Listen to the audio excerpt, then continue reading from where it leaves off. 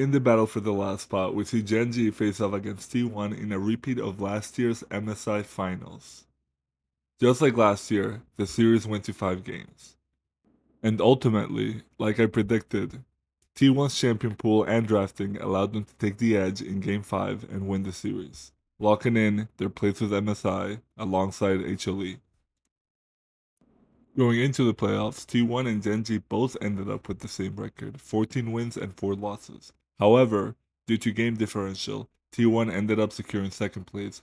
One of the biggest critiques that people have about the LCK format is the fact that it follows a King of the Hill style playoffs bracket. Every other major league, such as LCS, LPL, and LEC, all follow double elimination, except for the LCK. And while this style of bracket can help lead to Cinderella runs, a lot of times we get stuck in situations like this, such as Gen.G only having one chance to qualify for MSI. Meanwhile, T1 had 2 separate chances to qualify.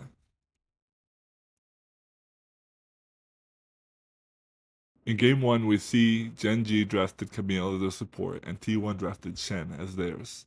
These two champions have been incredibly vital to many teams during this playoffs run. Camille and Shen both have a dash or a leap that allows them to engage from the very beginning of the game, often setting up plays in the bot lane and the top lane. Euro takes full advantage of this by ganking the top lane after his play in the bot lane, securing a third kill. T1 had drafted Vayne for Doran in the top lane to give him an advantage and give him a strong lane. However, due to Camille's presence, Vayne starts to fall behind, which forces T1 to have to shift their bot lane out to the top lane to try to get a kill. This attention top lane forces multiple skirmishes between T1 and Gen.G, which ends up benefiting Gen.G due to their early/mid-game team comp that they drafted.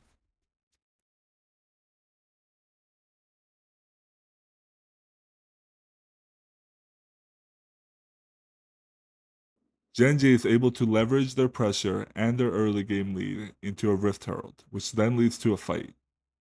Ian takes a really risky TP, but it ends up paying off as he is immediately able to engage onto the Vayne and is followed up by Galio's ultimate and Jane's current call, winning them the fight and allowing them to extend their lead. As we'll see in the next couple of clips, Gen.G's drafting of Camille with the Jhin and the Galio gives Gen.G a lot of pick potential, as Camille can engage on somebody and hit them with the ultimate, which then leaves them susceptible to being taunted by Galio, ulted by Galio, or ulted by Jhin's current call. By the time Gen.G and T1 face off at the Dragon Soul fight, Gen.G has already amassed a 7,000 gold lead. T1 is able to get priority in the dragon, but Gen.G are able to isolate the Trundle, and while he does get the dragon, Galio and Camille take this opportunity to dive the backline of T1, and T1 is picked off one by one. This then allows Gen.G to reset and take the Baron, further cementing their lead in this game. Gen.G uses their lead and their Baron buff to amass a 13,000 gold lead, which allows them to take every single inhib and finish off the game. Game 2 started off a lot slower as both teams were working towards their first and second items before facing off at the third dragon. T1 started off the fight with a numbers advantage, and Rumble lands a great ultimate which forces Saya to ult defensively. After she comes down from her ult, Vi is able to ult her and pick her off. At this point, it looks like T1 is winning the fight, but what they fail to realize is that Yorick flashed over the wall and has been picking off their team one by one. We'll slow down this next fight so we can see what really happened. It all starts with Renata pulling the Anivia, which forces her to have to flash backwards before she gets picked off by Vi with her ultimate. At the same time, Renata throws out her ultimate, which forces Maokai to kite upwards. He then attempts to rejoin the fight, but is blocked by Rumble ultimate. This allows Vi to rejoin the fight and help out the Kalista, who has been revived thanks to Renata's ability. Kalista is then able to kite backwards, and Rumble and the Akali are able to finish off the rest of the team. This then sets up T1 to take the Baron. T1 use their Baron to start sieging onto the mid lane, and they attempt to go for the game-ending fight. Chovy hits a great Anivir wall to split up T1, which forces Vi to have to fully commit. Pace is then also caught out on the other side of the wall and is unable to get back to his team, which leads to his death. Thanks to their picks, GenG is able to crawl back their gold deficit and start taking the dragon. Chovy even hits a great wall here which prevents T1 from joining the fight. That is, until Vi takes the blast cone over, and Renata hits a great engage which splits up GenG and allows them to get picked off by the Kalista.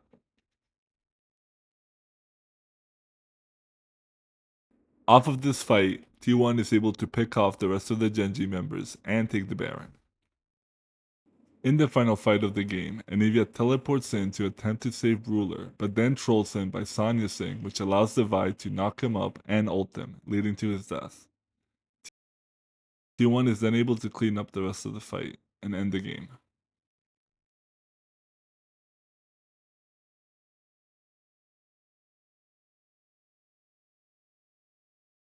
In Game 3, we see a really interesting draft from T1 that we haven't seen yet in this playoffs. They picked the Senna, which allows the team to scale, but they also surround her with the Wukong, the Sion, and the Alistar, which allow her to get the space that she needs to win extended fights. T1 also picked the Olaf, which completely counters GenG's counterattack of using the Annie and the Poppy to block the engages from T1. As we're seeing in this fight, Chovy attempts to flank T1, but gets intercepted by the Olaf and chased into the Dragon Pit, where he is then picked off by the Wukong. Without the Olaf being there, Chovy would have been able to engage onto T1 with his ultimate, and the fight would have gone a lot differently.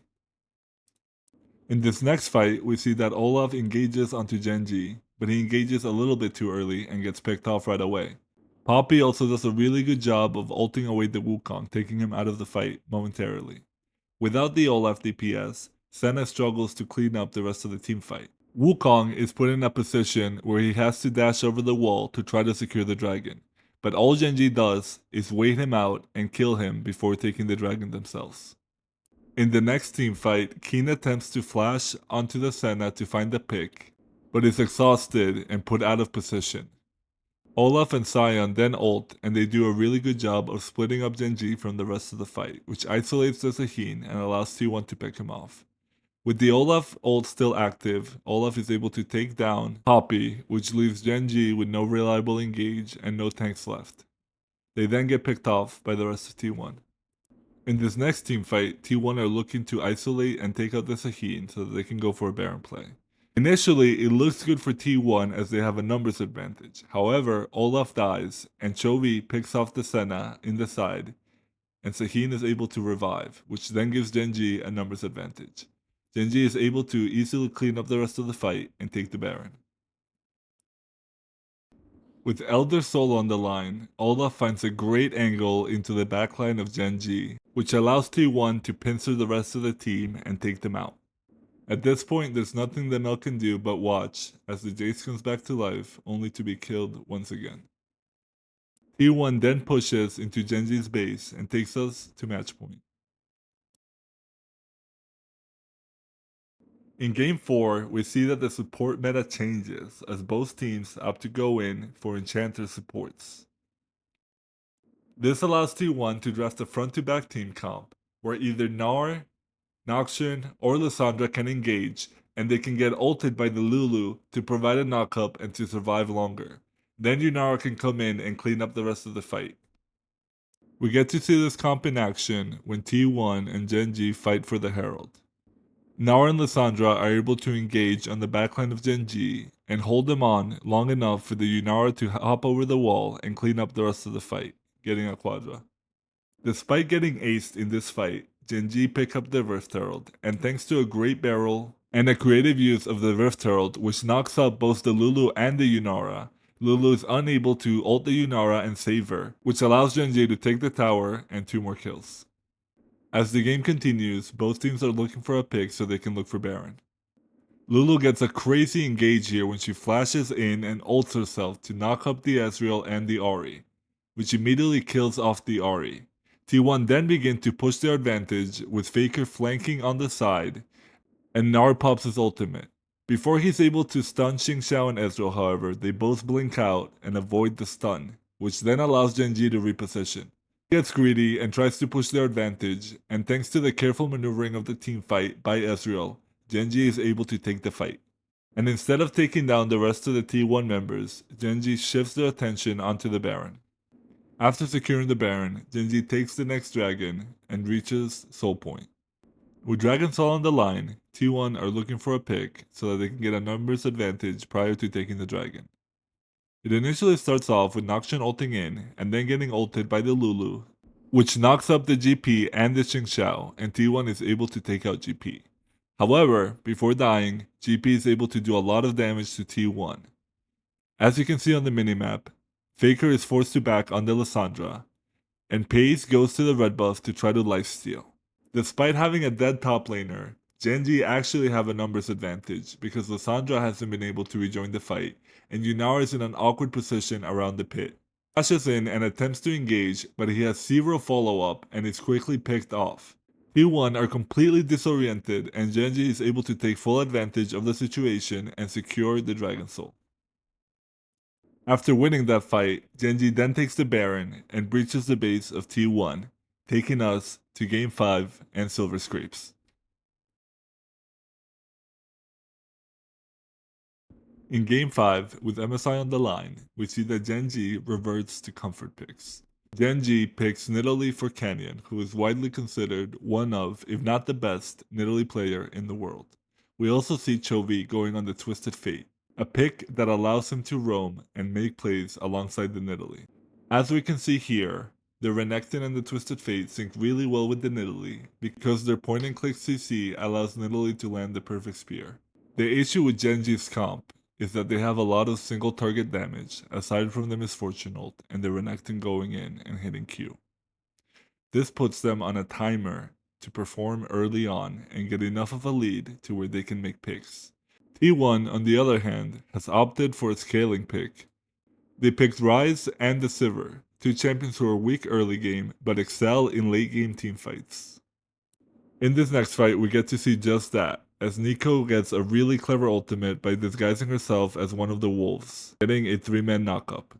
Owner then secures the dragon, and Ryze teleports to the backline before him and Nefiri take out the Misfortune. At this point, Gen.G is pretty broken up, and they no longer have the DPS to carry on with the fight. On his way out, Chovy is able to find the pick onto the Neeko, which Renekton then follows up. At this point, Gen.G should just call it a day and reset, but for some reason, Chovy ults in and gets killed right away.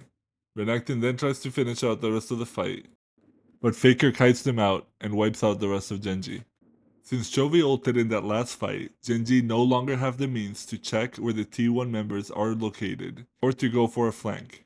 This forces Gen.G to walk up directly into the arms of T1, who are then able to capitalize on this positioning by front to backing Gen.G and wiping the rest of them out. With Baron secured, T1 march onto the base of Gen.G. Keria lands a beautiful 3-man knockup, which allows T1 to take out Canyon, and then take out Keen. Despite Chovy and Ruler's attempts to clear the minions from the base and keep Gen.G alive, they simply don't have enough damage at this point in the game to hold on from the T1 onslaught. T1 are then able to take down the turrets and finish off, finally winning a best of 5 against Gen.G, bring a spot in MSI, alongside HLE.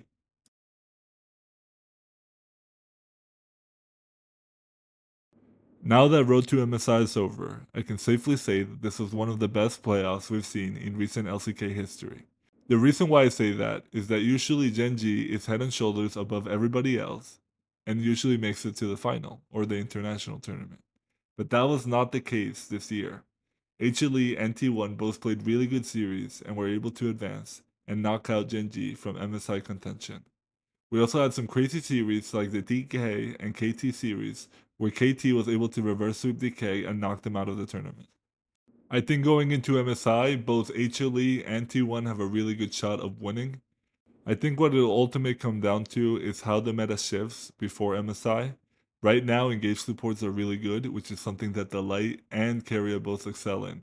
So if that were to change, I think HLE will have a little bit of difficulty adapting to that. Something that also concerned me about the MSI playoffs is that a lot of teams would get early leads and then throw them in the mid game.